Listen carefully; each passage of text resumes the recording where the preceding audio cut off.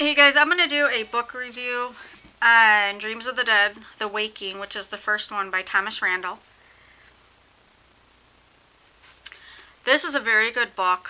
It's based on a legend, I believe. Is that what you call it? A legend? Like a something scary that people say is true. Folklore, something that takes place in Japan. It's about a girl named Kara that her mother dies, and her dad move to Japan, and her dad becomes a professor there. He's teaching like American, something for like so the Japanese can learn English and all that.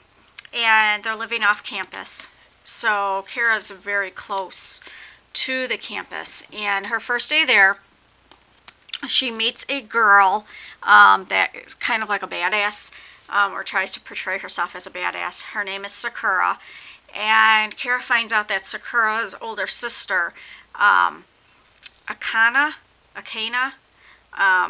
died there. I don't know, it was like a few months ago or last year, the school year or whatever. But I guess she was bullied and she was murdered. And there was a shrine set up for her by one of the trees down by the bay. And Kara, of course, didn't know this girl or know anything about it because, she just moved there. And one night, Kara decided that she was going to walk to the school from her house, and she goes through the woods, and she sees this cat. And, you see a cat, cats are fun. So she goes to try, here, kitty, kitty, and the cat comes up, rubs against her, and then it kind of takes off. So she follows it, and it goes by the shrine. So Kara's checking the shrine out, and the cat's poking around there, and all of a sudden the cat kind of just like falls over. And Kara's like, oh my gosh, what happened? And she thought the cat just keeled over. Turns out, the cat ended up getting up and walks away.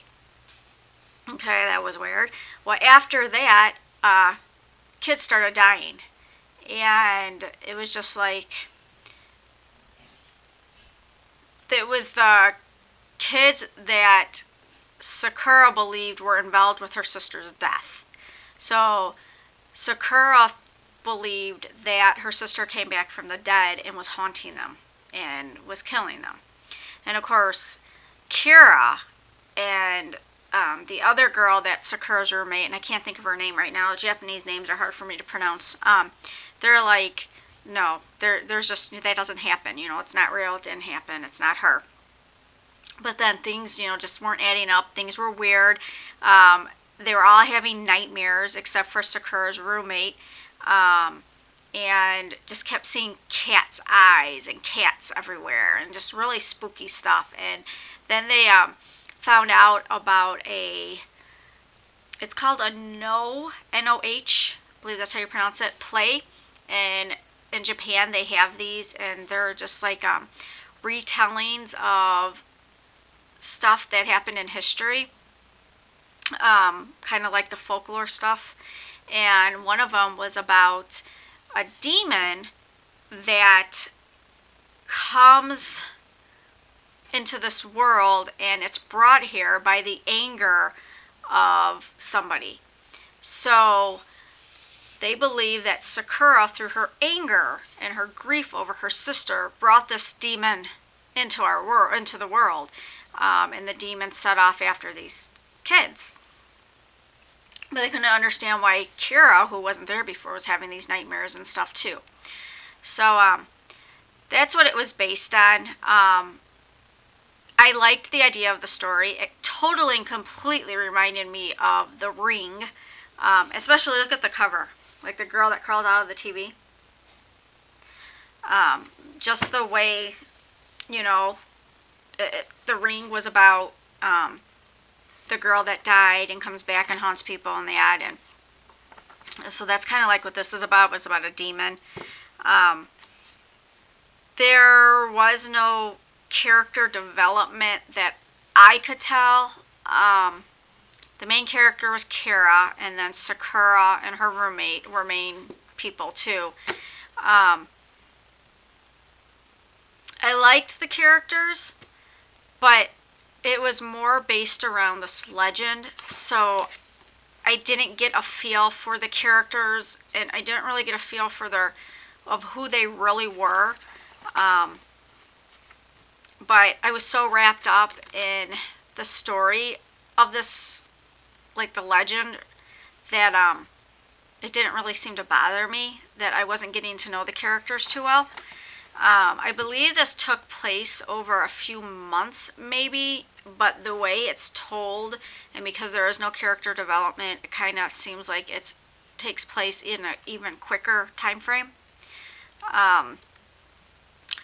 I would definitely read. There's another book after this, and I would definitely read it. I give this 3.5 to 4 stars. On my blog, I said 3 stars, but the more I think about it, I say probably about a 4.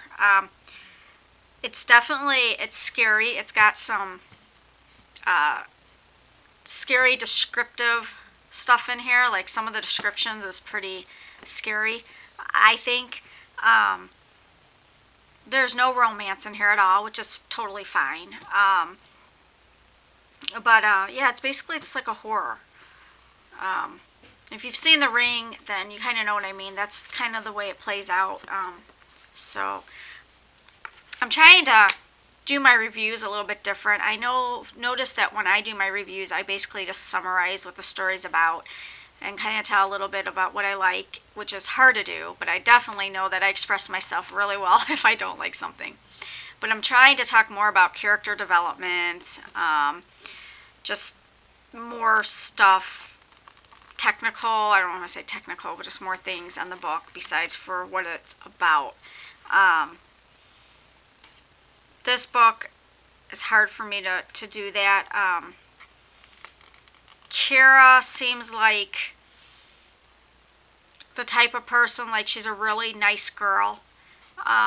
She likes to help people out, and she likes to be there for others.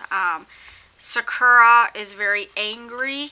Of course she would be. Her sister died, by the hands of others, and so she's very angry. And when this demon went after the girls that were responsible for her sister's death, she didn't care. She wanted it to, and Kira wanted to call it off because even though they did something horrible, she felt bad. So she wanted to try to save them still. And then, like I said, there was another girl in here, and I just can't think of her name right now. It's a Sakura's roommate, and she was also a nice girl, very quiet in that, and innocent, very innocent. So, and then Ume was the main girl that killed her sister, what have you, and she was very cocky. When it seemed more like a popular, stuck-up girl. Yeah, but like I said, there was no character development, so even at the end of the book, I don't think that it really showed how anybody's changed or that, except for Sakura.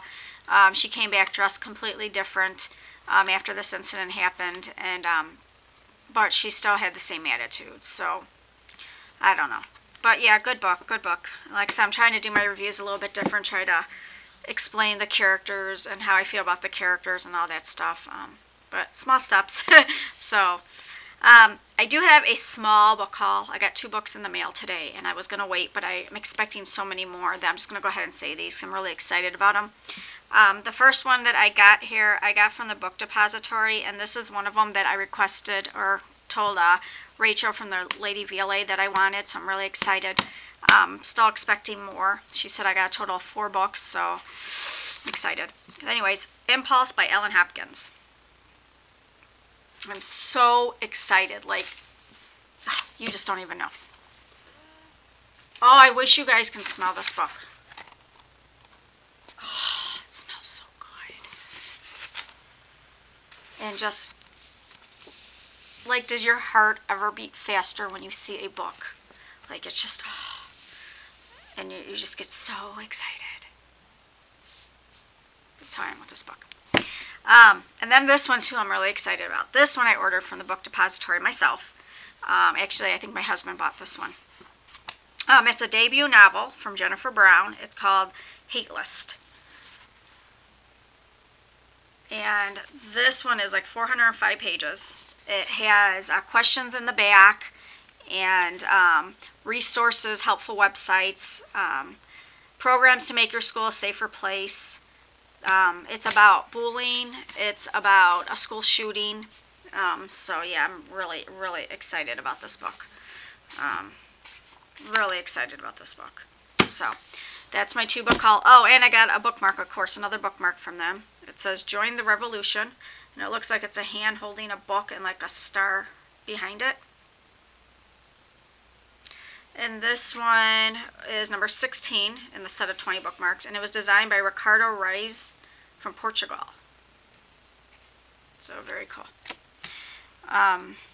And I have a question too. I know this video is going to be really long, but I'm looking on Barnes & Noble, and for their membership, which is $25 a year, I guess it's a new thing they're starting to offer about express shipping for all members, which is kind of cool.